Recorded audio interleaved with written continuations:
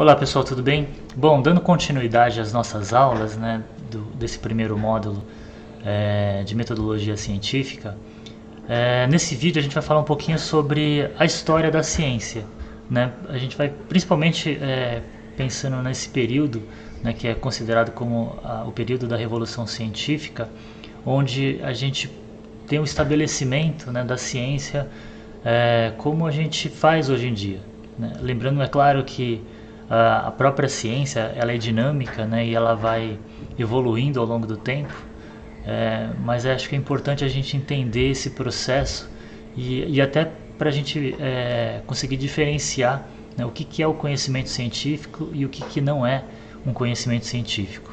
Tá? É claro que tem outras formas de obtenção de informações e de conhecimentos que não são os científicos, que são importantes também, mas que não têm, né, esse respaldo, né, da comunidade científica e essa ideia da gente entender, né, e fazer essa separação, tá ok? Bom, em primeiro lugar, né, o que é a ciência, né? A gente pode definir a ciência como a busca do conhecimento, da verdade, né? Aqui a gente colocou entre aspas, né, através do método científico, né? Então, na verdade, o que diferencia a ciência em relação a outras formas, né, de obtenção de conhecimento é justamente o método científico, né? E a gente vai perceber que é um método que ele tem várias características, né, para serem considerados métodos científicos e para poderem, né, serem validados pela ciência. Tá? Não que, por exemplo, né, o conhecimento tradicional não seja importante, né? A gente sabe que tem muitos conhecimentos, né, que estão, né, tanto por exemplo, em comunidades indígenas ou comunidades tradicionais, que tem um acúmulo de conhecimento muito grande da natureza e que são muito importantes, né?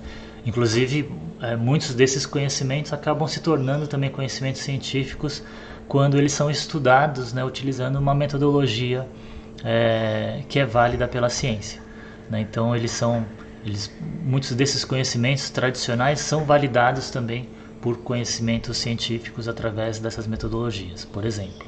Tá? Então, a ciência, né, ela busca entender os fatos e fenômenos, descrevê-los, relacioná-los e descobrir suas causas e evoluções, né? Então, o grande objetivo da ciência é justamente a gente entender, né, esses fenômenos que acontecem no nosso mundo, né, ou no nosso universo, né? Então, é isso que a gente está buscando através da ciência e da metodologia científica. Só para exemplificar, né, vamos colocar aqui algumas informações, alguns dados, né, que são relativamente atuais, né, em relação à questão das mudanças climáticas, né? Então, a gente tem que lembrar, né, que ainda tem pessoas, né, que não acreditam nas mudanças climáticas, que as mudanças climáticas são causadas pelo homem, pelo ser humano, né, por exemplo, né? Então, e aí a gente tem acumulado, né, uma grande quantidade, né, de informações, de dados, né, de análises que mostram, né, que existe uma grande evidência de que realmente o aquecimento global é causado pelas atividades antrópicas, né? Então, aqui, por exemplo, né, a gente tem informações, né, relacionadas com a emissão de gases de efeito estufa, né? Essas emissões ao longo do tempo, né? Então, se a gente pegar desde 1850 até mais recentemente, né? Então, o que a gente observa nesse primeiro gráfico de cima, por exemplo, né? A gente tem a quantidade, né, de gases de efeito estufa que são ocasionados devido à utilização de combustíveis fósseis, produção de cimento, por exemplo, a questão de uso de gás natural, né, para aquecimento, e também as atividades de uso da terra e de atividades florestais, né, como por exemplo o desmatamento na Amazônia. Tá? Então, mostrando, né, que principalmente, né, a partir de 1950 a gente tem um aumento muito grande, né, dessas emissões. E se a gente olhar o gráfico de baixo, né, a gente consegue ver uma correlação muito forte entre a emissão de gases de efeito estufa e o aumento da temperatura. Né? Então, esses são fatos, né, que são baseados em observações, em medições, né, tanto em relação à quantidade de emissão quanto em relação a esse aumento de temperatura. Tá? Então, quando a gente faz essa relação, a gente observa essa relação muito forte. E é muito improvável, né, de que realmente essa variação da temperatura seja causada por outros motivos que não esse relacionados com a emissão desses gases devido às atividades humanas. Tá? Então, se a gente olhar um gráfico mais recente, né, que é do último relatório do IPCC de 2021, a gente consegue perceber ainda, né, que esse aumento na temperatura, se a gente olhar no histórico, né, até muito mais amplo, né, a partir de uma reconstrução que foi feita, né, com base em estudos, né, da variação da temperatura da atmosfera terrestre no passado, a gente consegue observar também que esse aumento ele é muito maior, né, do que, por exemplo, uma análise feita considerando mais de 100 mil anos, né? Ou seja, mostrando que essa oscilação, né, por mais variação que possa ter naturalmente, né, que há uma chance muito pequena de que de fato esse aumento que a gente tem atualmente realmente não seja causado pelas ações humanas, né? Porque se a gente olhar nesse período, né, que foi reconstruído, o que tem de diferente na verdade são essas atividades humanas e esse lançamento, né, de gases na atmosfera. Tá? Então é muito improvável de que realmente essas mudanças não sejam causadas pelo ser humano. Tá?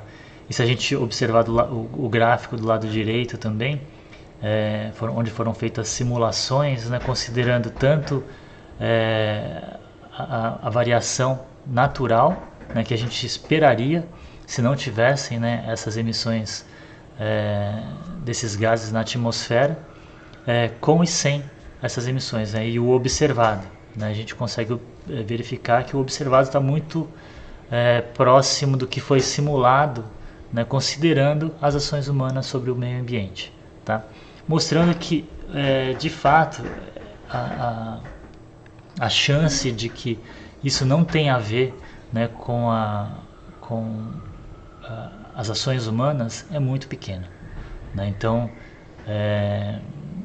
mas claro que ainda assim, né, existem as pessoas que negam esses fatos, né, que são, como a gente consegue observar, baseados em metodologia científica e baseados em dados que foram coletados em evidências que são bastante fortes em relação a essa hipótese.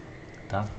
Bom, pessoal, então era isso que eu queria mostrar para vocês inicialmente, né, um exemplo, né, de como que é esse funcionamento da ciência, né? Ou seja, a gente se basear nas nossas afirmações, né, com base em dados e com base em evidências, como a gente está observando aqui, que são esses dados que foram medidos, né, e essas correlações que foram feitas então em relação ao aumento da temperatura e a emissão de gases produzidos pelas atividades humanas ao longo do tempo, né, e mostrando essa alta correlação. E também lembrar, né, que o nosso conhecimento científico ele também é um conhecimento provisório, né? Então, na verdade, essa explicação é a melhor explicação que a gente tem atualmente. É claro que a gente sabe que tem outros fatores que estão influenciando ali também na oscilação da temperatura. Por isso que quando a gente fala, né, que é a busca da verdade, a gente coloca entre aspas, justamente porque conforme, né, a gente vai estudando e a gente vai aprofundando nas questões, na verdade vão aparecendo outros fatores, né, que influenciam, né, naquele determinado fenômeno também. Né? Então, o que impede com que a gente chegue a 100% de certeza em relação a uma determinada questão. A gente sempre está associando uma probabilidade em relação àquela afirmação que a gente pode fazer sobre aquele fenômeno. Tá bom? Assim como a gente está observando nesse caso também, tá? Bom, pessoal, e claro que esse conhecimento, né, baseado em fatos, baseado em dados coletados, em dados empíricos, nem sempre foi dessa maneira, né? Se a gente voltar a cerca de 4, 5 séculos atrás, a forma, né, de obtenção desse conhecimento era completamente diferente, né? Aqui eu estou trazendo um exemplo, né, em relação ao movimento dos planetas, que é um exemplo bastante conhecido e que normalmente é utilizado para ilustrar, né, o avanço do conhecimento científico em relação ao movimento dos planetas, tá? Então, se a gente pegar o período antes, né, da Revolução Científica, a gente tinha esses modelos principais, né, que eram aceitos na época, muito baseados, né, em dogmas religiosos, né? Então, por exemplo, né, se a gente pegar o lado direito, esse modelo do lado direito, que é o modelo aristotélico, ele é um modelo geocêntrico, ou seja, a Terra ela é colocada no centro do universo, né, sem se movimentar, e na verdade os outros planetas é que se movimentam, inclusive as estrelas, o Sol, a Lua, se movimentam ao redor da Terra, tá? Em movimentos circulares, né? E se acreditava que era um círculo realmente essa órbita, né, que os planetas e as estrelas faziam em torno da Terra. Tá? Então é como se a gente imaginasse então a Terra no centro e a gente tivesse várias esferas, né, concêntricas se movimentando e movimentando esses planetas, o Sol, né, e as outras estrelas. Tá? E nessa última esfera a gente teria as outras estrelas, né, indicando também uma finitude desse universo. Tá?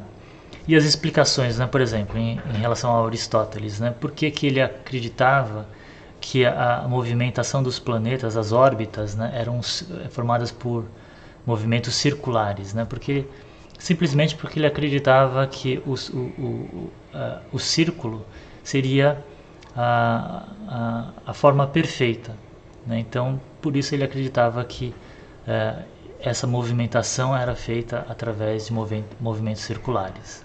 Tá? E ele acreditava também que essa movimentação ela era uniforme, né, e não variava, né, em relação à sua velocidade, né? Mais uma vez justificando que o movimento uniforme ele é um movimento perfeito e, portanto, ele deveria ser dessa maneira. Tá? Ou seja, essas afirmações elas de fato não tinham uma base de experimentação nesses casos específicos. Tá? Do lado esquerdo a gente tem um outro modelo, né, que é semelhante com o modelo de Aristóteles, mas com alguns aprimoramentos. Né? Então, na realidade, você tem também, né, movimentos circulares. No entanto, para que a movimentação dos planetas, né, vista da Terra, ela pudesse ser melhor prevista, né, o Ptolomeu ele criou esses movimentos menores que o planeta faria, né, então, que são esses epiciclos, né? Ou seja, o planeta não apenas estaria, né, se movimentando ao redor da Terra, mas além de se movimentar ao redor da Terra, ele faria essas pequenas movimentações circulares também, né, para que em relação, né, ao que a gente estava observando da Terra. Isso, na verdade, era um artifício, né, justamente para melhorar a previsibilidade, né, da movimentação desses planetas. Tá? Bom, mas a gente sabe, né, que teve esse período, né, entre o século XVII e o século XVIII, onde começam a haver questionamentos, né, em relação a esse modelo. Né? Então, começa a haver uma rejeição das ideias do mundo explicado pela filosofia aristotélica, né? Então, pelos dogmas, crenças e motivos divinos. Tá? Então, começa a se utilizar, né, de metodologias para compreender a natureza, E essas metodologias elas eram fortemente apoiadas em matemática e experimentação. Ou seja, você realmente fazer medições, fazer observações do que você estava percebendo. Tá? Então, essa época, né, na verdade, a gente não tinha essa palavra de ciência, né? Na verdade, as pessoas, os que seriam os pesquisadores nessa época eram conhecidos como filósofos naturais, né? Então, era a filosofia natural que era o primórdio, né, da ciência. E aí a gente tem alguns nomes importantes, né, dessa época. Na verdade, a gente tem aqui o Copérnico, né, que foi um polonês que viveu até antes, né, desse período, né? Então ele é um precursor, né, da Revolução Científica, e ele propôs o heliocentrismo contra o geocentrismo, né? Então, a partir das suas observações, ele mudou, né, a forma de esse modelo, né, que era vigente na época, e ele propôs o heliocentrismo, então, onde o Sol ficaria no centro, né, do que se imaginava que fosse o universo, e os outros planetas, né, inclusive as outras estrelas, estariam circulando ao redor do Sol. Tá? Então, e aí ele propôs que a Terra estaria em movimento, assim como os outros planetas também. Tá? E dizem, né, que ele só não foi punido, né, pela igreja nessa época porque a publicação dele, né, a respeito dessas suas ideias só foi publicada, na verdade, no ano de sua morte, né? Então ele não sofreu com as consequências em relação ao que ele produziu. Tá? Bom, em seguida, né, a gente tem esse alemão, né, o Kepler, que ele defendeu a teoria heliocêntrica, né? Então ele propôs as leis do movimento planetário, né, que na verdade são dados desse dinamarquês, né, que é o Tycho Brahe. Então, e ele propôs, né, as leis que ficaram conhecidas como as leis de Kepler, né? Então ele descreveu a forma elíptica que os planetas perfazem, né, em volta do Sol. Então, se opondo novamente àquela visão aristotélica, né, de movimentos circulares. Então, ele mostrou, né, que na verdade os planetas eles têm a forma, né, da órbita desses planetas, ela é meio ovalada, né, ou seja, tem um formato de elipse e não um formato circular, né. Ele mostrou também que os planetas, né, se movimentavam mais rápido quanto mais próximos estavam do Sol. E aí novamente, né, contrariando aquela ideia do movimento uniforme defendida por Aristóteles, né. E ele mostrou também que quanto maior é a órbita da Terra, dos planetas, na verdade, né, menor é a sua velocidade, né? Então, quanto mais distantes eles estão em relação ao Sol, mais devagar é a sua velocidade, né, de movimentação. Tá? Então, Kepler, né, a partir de dados, né, que foram principalmente coletados, né, a partir desse astrônomo dinamarquês, ele conseguiu modelos, né, que se aproximavam muito mais da movimentação que a gente observava da Terra. E é interessante, né, porque o Tycho Brahe, ele tinha, apesar, né, dele ter uma capacidade muito grande, né, de fazer essas medições com uma acurácia, né, muito melhor do que qualquer outro astrônomo na época, mas ele acreditava no geocentrismo, né? Então, apesar dessa capacidade dele de fazer as medições, as previsões que ele fazia não eram boas, justamente porque ele acreditava no modelo que estava errado, né? Depois se comprovou que estava errado. Tá? Então, depois o Kepler, né, que foi assistente dele, teve um sucesso muito maior, né, para explicar, né, a movimentação dos planetas. Um outro nome, né, que é fundamental dessa época é o Galileu Galilei, né? Então ele também, né, defensor da teoria copernicana, né, do heliocentrismo. Ele aperfeiçoou o telescópio, né? Então na verdade ele não é o inventor do telescópio, mas ele ele criou seu próprio telescópio e foi o primeiro a utilizar esse instrumento para fazer observações astronômicas, né? Então, a partir do momento em que ele aponta o seu telescópio para o céu, ele começa a perceber que ele consegue ver outras estrelas, né? Que a olho nu ele não era possível verificar. Então, dando essa ideia, né, de uma infinitude do universo, e aí novamente, né, contrariando aquele modelo aristotélico anterior. Então, Galileu ele teve avanços, né, no entendimento dos movimentos dos planetas, né, então a aceleração gravitacional, ele chegou, né, numa fórmula, num valor da aceleração gravitacional muito próxima, né, do que a gente conhece atualmente. Então ele conseguiu, né, explicar de uma maneira muito mais acurada, né, a movimentação dos planetas a partir então dos seus estudos, né? E aí ele também tem uma grande contribuição, né, de ilustrar como que a matemática pode ajudar na explicação da natureza.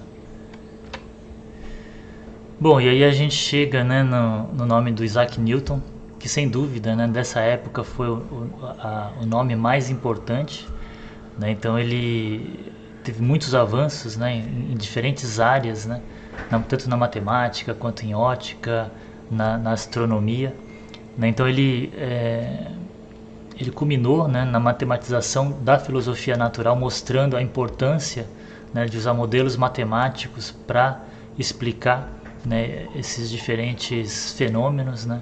Explicou matematicamente as leis de Kepler, né? Ele chegou na lei da gravitação universal, lei da inércia, dinâmica e ação e reação, né, que ficaram conhecidas como as leis de Newton. Refutou por completo a visão aristotélica do universo, né, ou seja, a sua capacidade de prever, né, a partir, né, do uso da matemática era tão grande que era difícil questionar, né, o que Newton estava propondo, né, justamente por causa dessa previsibilidade, né? Então ele tem avanços na matemática, na ótica, mecânica, né? O Newton foi a pessoa que desenvolveu o cálculo, né? Que atualmente a gente tem tanta dificuldade de entender, né? Imagina você desenvolver essa nova metodologia, né? para fazer as quantificações, né? E também as teorias de Newton elas só foram suplantadas pelas de Einstein cerca de 200 anos depois, né? Então, não que as teorias de Newton deixam de valer, mas na verdade, a partir das teorias de Einstein, você tem um aprimoramento, né, do conhecimento que se tinha anteriormente, tá? Mas mostrando, né, a importância do Isaac Newton nesse momento nessa defesa, né, das observações e das quantificações para se chegar, né, a confirmações ou afirmações em relação aos fenômenos naturais, tá? Bom, e aí a gente tem um outro nome, né, que é o Francis Bacon também, que é importante nessa época porque ele defendia esse pensamento indutivo, né, para chegar à verdade sobre fenômenos naturais, né? Ou seja, ele acreditava que era necessário a gente fazer observações, né, várias observações, para conseguir chegar a generalizações, né? Então ele propôs a investigação experimental de forma sistemática e rigorosa para comprovar os conhecimentos científicos e defendeu um sentido prático para o avanço da ciência, né? Ou seja, que a ciência ela fosse usada não apenas para a contemplação, né, das pessoas, mas também que a ciência pudesse ser utilizada para melhorar o dia a dia das pessoas também, tá? Então a gente começa a perceber, né, a ciência, né, sendo moldada para o que a gente conhece atualmente, né? Que né, essa ciência que é caracterizada pelo método, né? Então são métodos rigorosos, né, baseados em fatos, né, ou seja, baseados em observações, em dados empíricos, né, ou seja, dados que você levanta em campo, né, seja na área astronômica, seja na área ecológica, muitas vezes com bases matemáticas, né? Então essa necessidade também da gente incluir a matemática, matemática e estatística também, como a gente vai ver mais para frente, né? Nessa busca por esse conhecimento replicável, ou seja, passível, né, de ser replicado por outros pesquisadores para chegar numa mesma conclusão, né? A gente sabe que muitas fraudes na ciência, né, elas são encontradas a partir do momento em que pesquisadores, né, publicam um determinado resultado, e aí outros pesquisadores tentam replicar, né, exatamente aquele experimento, e eles não conseguem chegar no mesmo resultado, né, mostrando que provavelmente houve algum problema ali naquele primeiro experimento que chegou naquele resultado que não pode ser repetido. E por fim, né, falseável, né, que é um termo que foi trazido pelo Popper, né, onde a ideia é que as nossas hipóteses elas possam ser refutadas, né, serem passíveis de serem refutadas, como a gente vai ver um pouquinho mais para frente um exemplo, tá bom? Bom, então a gente pode descrever o objetivo da ciência como distinguir as características comuns ou as leis gerais que regem determinados eventos, aperfeiçoando através do acúmulo de conhecimento a relação entre o ser humano e seu universo, né? A finalidade da ciência não é encontrar a verdade absoluta, mas produzir modelos úteis da realidade. É aquela ideia, né, de que a gente busca essa verdade, né, mas a gente sabe que essa verdade a gente nunca vai de fato alcançar. Mas cada vez mais a gente consegue aprimorar, né, as nossas explicações em relação ao mundo que nos cerca, né? Como a gente viu no caso, por exemplo, da questão dos movimentos planetários, né? Então a gente tem ali um aprimoramento desse entendimento, né, de como que esses movimentos acontecem e quais são os fatores que influenciam nessa movimentação, tá?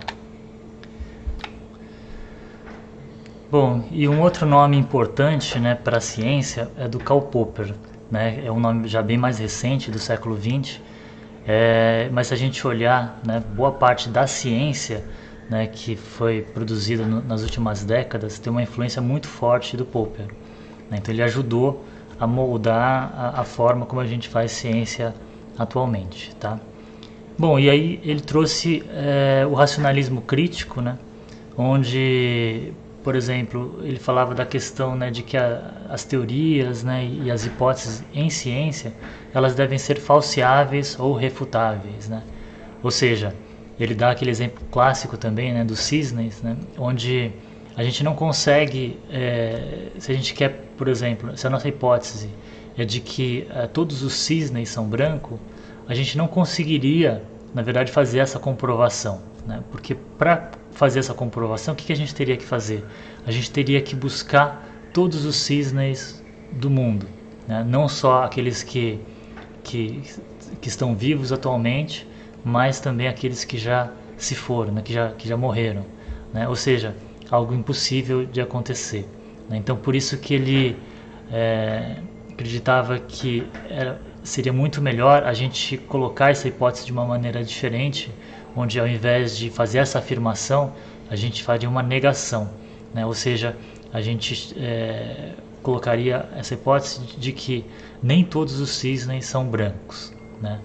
A gente tentaria, na verdade, refutar essa afirmação, justamente porque se a gente encontrasse um cisne que não era branco, um cisne preto, por exemplo, a gente já conseguiria refutar, tá? Então seria muito melhor então buscar, né, um cisne que não é branco, ao invés de provar que todos eles são brancos, tá?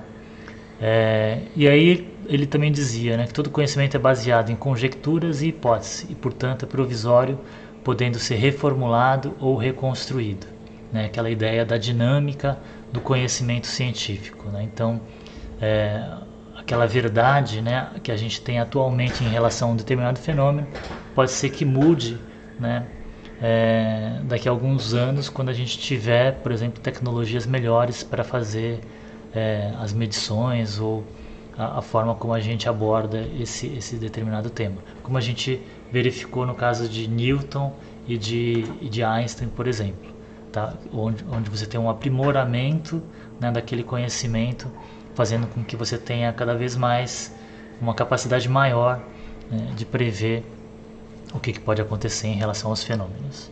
Tá? Então, o conhecimento é apenas uma aproximação da verdade. Então, cada vez que a gente vai aprimorando, né, esse conhecimento, ele vai se aproximando da verdade, mas ele nunca vai alcançar essa verdade, né? A teoria aceita é aquela com maior verossimilhança com a verdade. E como eu mencionei, né, as ideias do Popper, ela dá base, né, para grande parte da ciência moderna que a gente tem atualmente. Outro nome importante, né, é o Thomas Kuhn, né, que é mais ou menos da mesma época, né, do Popper, onde ele fala, né, da questão das revoluções científicas, não dessa revolução que a gente viu agora há pouco, né, histórica, mas sim de como que a estrutura da ciência ela se desenvolve, né, para a geração desses conhecimentos, né? Então o Thomas Kuhn, ele fala da questão dos paradigmas, né, que seriam então essas verdades, né, que durante algum tempo fornecem as soluções para os nossos problemas, né? Então, por exemplo, né, voltando lá no exemplo do Newton, então a gente pode dizer que a teoria gravitacional, né, foi um paradigma, né, que ajudou a gente a entender a movimentação dos planetas, né? A partir, né, do momento que você tem o paradigma, você tem o que ele chamou de ciência normal, que é o aprofundamento e ampliação do conhecimento dos fatos para um ajuste desse paradigma, né, e o aperfeiçoamento desse paradigma. Ou seja, a partir do momento que você tem esse paradigma, a comunidade científica começa a estudar, né, e aprofundar esse paradigma, então, para entender melhor, né, esse funcionamento. E aí, a partir do momento, né, que você tem vários pesquisadores, né, orientados, né, para estudar esse paradigma, começa os momentos, né, que são os momentos de crise, né? Ou seja, você começa a ter muitas exceções, né? Então os fatos passam a não resolver os problemas, tá? É quando acontece então o momento de pré-paradigma, onde você tem esse momento de indeterminação sobre a aceitação de uma determinada teoria, ou seja, começam a surgir outras explicações para explicar aquele determinado fenômeno, né? Então a gente pode dizer que os estudos, né, de Einstein, então foi um momento, ou melhor, né, os momentos anteriores a Einstein foram esse momento pré-paradigma, e a teoria proposta por Einstein foi um novo paradigma que substituiu, né, o paradigma anterior, que era o conhecimento gerado por Newton. Bom, então é isso, né? Você tem essa estrutura da ciência, né, essa evolução da ciência através dessas diferentes fases, né, do paradigma, da ciência normal. Aí você tem as crises, né, e aí você tem o pré-paradigma.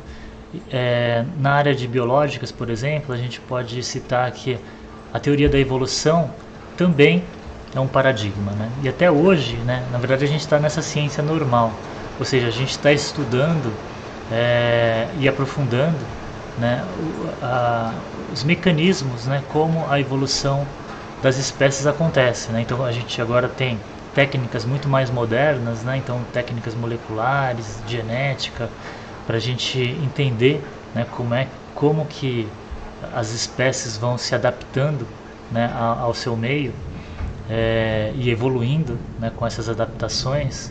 Então,